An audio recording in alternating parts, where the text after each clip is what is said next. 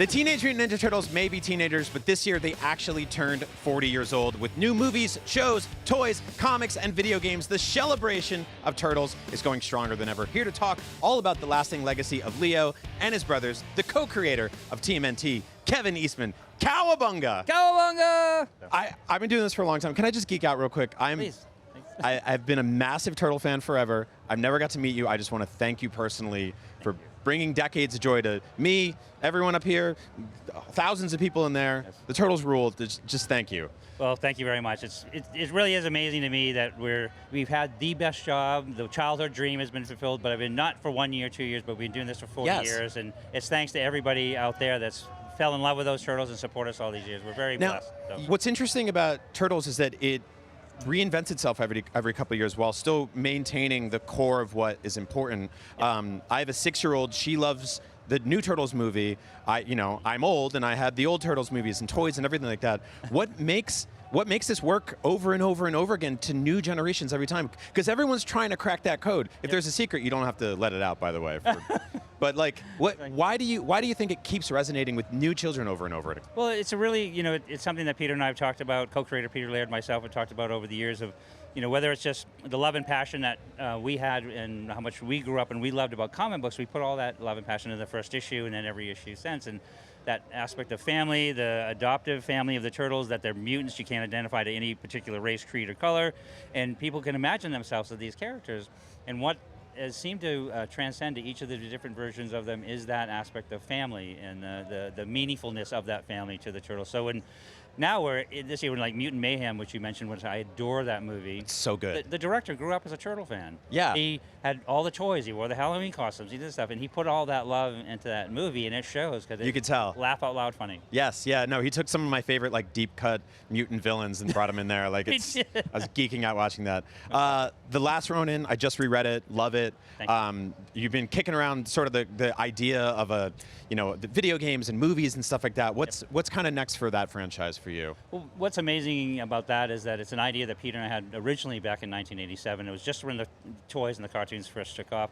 We wanted to do a story that's set in the future, sort of where the Turtles are 30 years from now, and sort of give us a lighthouse to navigate towards. And we never get a chance to do it. So we started working on 2018, which was 1 year after it was set, 30 years in the future. We adapted it, put it into this Dark Knight sort of last Turtle story, and the blood feud has ended, this implement of destruction, and it's all done. And we thought, well, if it sells a few copies, that'd be great. But we had a really good time telling this story. Right. And now it's gone on to be, I think, with 2 years franchise. in a row, it's still #1. Yeah. They're doing a video game and a live action movie, so it's amazing. So it was accidental. We hadn't intended any of it, much like the first issues.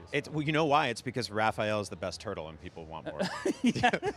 I said it. Any updates on the movie that you can give us? I know they're working on the script. I've talked to the writer a few times, and my favorite line is when I first spoke to him the first day, he said, "I don't want to be the guy that blankety blanks it up." And he's a big Turtle fan. He loves it, so he's putting all of that love into it. So it's going to be awesome. I wanted to speed run through some of the iterations of TMNT and just get your quick kind of one sentence why they were special to you. Or you can go a few sentences, your call. Sure. Let's start with the original Teenage Mutant Ninja Turtles comic run. Why was it special? I mean, obviously. For us, the first series was so special because it was when Peter and I could stop doing all those other odd jobs and literally draw comics full time. To us, the dream came true in 1985 when we put out issue 2, selling enough copies to pay rent, eat all the mac and cheese we want, and draw comics day in and day out.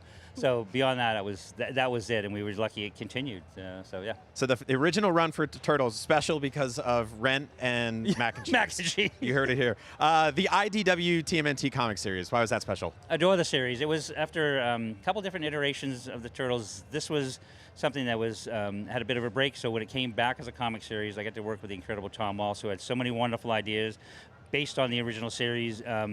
And we thought if it lasted 12 issues or 24 issues, but we get to sink our teeth in and do 150 issues. Right. And that's thanks to the fan support. But it's just an interesting, new and fresh version of Turtles, but still keeping the heart and soul well firmly in Still rent and mac and cheese, or was it like mortgage and lobster ravioli by and then? sneakers, The Archie Comics TMNT series.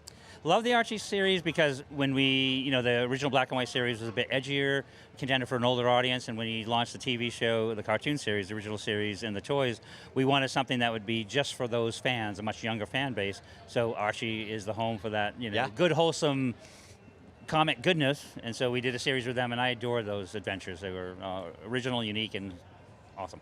Dreamwave TMNT series.